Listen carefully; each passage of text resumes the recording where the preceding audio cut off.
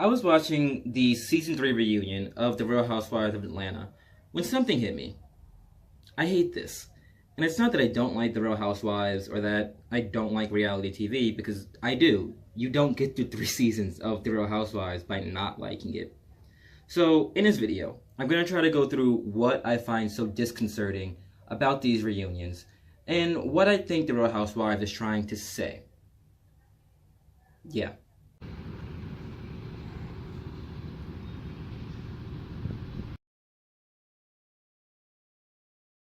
So here's how Real Housewives of Atlanta's reunions tend to go. They play some clips of the season. Andy Cohen asks the women questions about the clips. Sometimes they get into arguments. Sounds simple enough, right? Seems like standard reality TV reunions. Why would I hate this? The devil is often in the details, and that's the case here. Let's look at some of the questions Cohen asked the ladies. Claire from Maryland wants to know, does Cynthia regret saying that she starves herself and forces her to throw up before modeling? Not a great message for her daughter or other teenage girls. Oh my God. It was a joke. Okay, you said I'm going to go throw up. I'm not bulimic. Cracks me up. Quinn from Beaver Falls says, you said that Apollo does not like kind of quality food because he was raised in a white household. That sounds racist to her. That comment would have been front page news had a white housewife said that about her black husband. It was not very ladylike. Well, when I said that, it was said in jest, first of all. Miss Q in Florida says, Kim, you're very condescending towards Sweetie. You say that she's your friend, assistant. However, you treat her like an unwanted flea. Well, I mean, that's the way that you guys see it. You guys see a portion of it. I mean, I think what we all must remember is historically this country has had a very troubled past with race relations. And we're just 57 years out from Brown versus the Board of Education, where blacks were integrated into white schools. So Especially in the lest South. we ever forget, no matter what you say, we are somewhat more sensitive because of our troubled past. Marsha from Brooklyn wants to know, is it really necessary for you to have an assistant? You don't have a job and never seem to do anything but drink, eat, and shop. I know, that's the way it looked. What the fuck is this? I wanted to see Sharon yell at Candy because Candy didn't show up to her event. Not Kim drowning in a sea of her own incompetence. Look at these women. They are visibly uncomfortable with the questions they're being asked. And the answers that they give to these very invasive, very personal questions aren't even entertaining.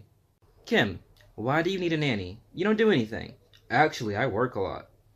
Phaedra, you said white people don't like quality foods. Wasn't that racist? No, it was a joke between me and my husband. Like, this is dumb. Can I go home? And yeah, there are definitely some entertaining moments in these reunions, but so much of it is just this long, boring, uncomfortable, awkward talk between these famous rich women and some over-interested twink. And so, a good question for you to ask me here would be, okay, Antoine, but that's reality TV, right?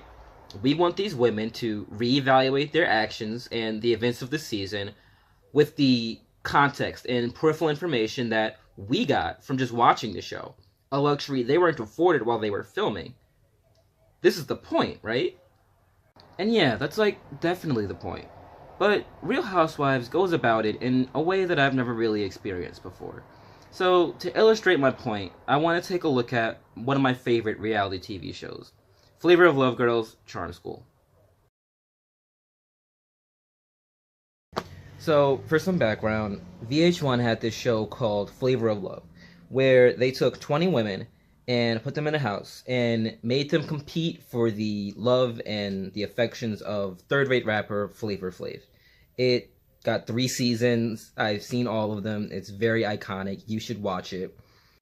Then VH1 had this brilliant idea. What if we took 13 of these women, put them in the same house, and instead of making them compete for Flavor Flav, make them compete for a prize of $50,000 while they learn to be proper ladies and rebuild their reputations after they exposed the worst of themselves to all of America. So Charm School, along with like everything else VH1 put out in the late aughts, was a massive hit. And this reunion is no different. So let's take a look at it. Honestly, as far as I'm concerned, for blonde, white, blue-eyed girls, that is flirting. Okay. I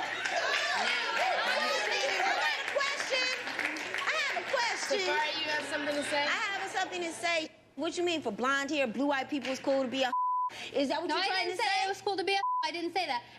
I don't like the fact that she was fake and acting like she was innocent. Because she is a fake ass bitch and she is a snitch and you are Shay. Okay. She sat up there the whole fucking point, the whole reason that Okay, this well, shit why was wasn't that unfolded. Becky No, the whole reason that your motherfucking ass was Becky the blamed one came was because to me you went and to told me the Safari whole and house. bitch, please, ain't nobody scared of you. You ain't no Come threat. out. Oh. You ain't never been my Okay, New biggest York. competition, bitch. You want to be a woman, be one. I am one. Then talk to her like I am one. Don't talk to me. Then Larissa. No, you full of here's shit, the thing. Mosey. What? You sitting up there. You sitting up there. First off, you can't be talking all that shit. No, you ain't no woman. You ain't no woman. No. Talk about fucking in the ass. You don't walk up on a young lady like that. Even when the debate, you got up out the table like.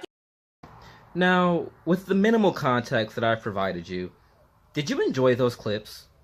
Were you at least entertained? I know I prefer the Charm School reunion over any Real Housewives reunion. I'm not asked to consider implications or consequences. Lala asks the girls about their time at Charm School. They yell at each other and or Monique and or the audience. And then everybody goes home and gets ready to do it next year. The Charm School reunion carries the same tone as your average episode of Charm School. Serious topics like racism and politics almost never come up. There's one time where Larissa and Shay think that Brooke is a little racist, but it's never seriously confronted or discussed. Larissa just goes, I think she's racist. Then Brooke goes, no, I'm not, fuck you. And then Larissa goes, no, fuck you. And then they argue about it until a commercial break sets in. A+. And the average episode of The Real Housewives is entertaining. They already had a winning formula. Why switch it up? So, a lot of the worst questions come from fans of the show. And there could be a couple reasons why Bravo did this. Why they allowed fans to pose questions directly to the cast. One that I can think of would be to drive engagement and drum up buzz for the show. What do you want us to ask the housewives? Maybe Andy Cohen will say your name on TV, and then the ladies will answer your question. But they didn't have to ask these questions, right? I'm sure they received more light-hearted questions that would preserve the tone of the show proper. So why did they go with these questions? We, of course, can only speculate. It's possible they wanted to hold the housewives accountable for their behavior on TV. It's possible they wanted to give the fans some sense of catharsis by watching these women answer these very heavy questions. Hell, maybe they thought it would make good TV. But I'm much less interested in why they did this, and much more interested in what it means that they've done this. When Bravo got Andy Cohen to ask these women these tough questions, they, intentionally or not, said something.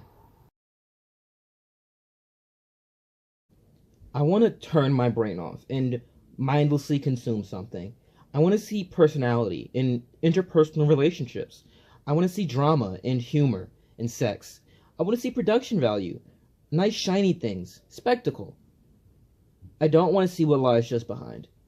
I don't want to think about the consequences. I don't want to have to consider the broader implications of this world. What Kim said probably is racist, but when we think about that, when we're made to dwell on it, now we have to hate Kim. Now we have to condemn her. Now we have to take this seriously. We can no longer just laugh at the silly ritual and crying about their problems. And then the reunions come around, and Real Housewife decides to acknowledge it.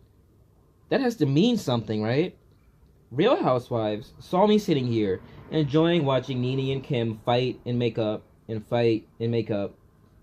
And they said, no. You need to feel this discomfort. This is the real world. Actions have consequences. Everything that happens here matters.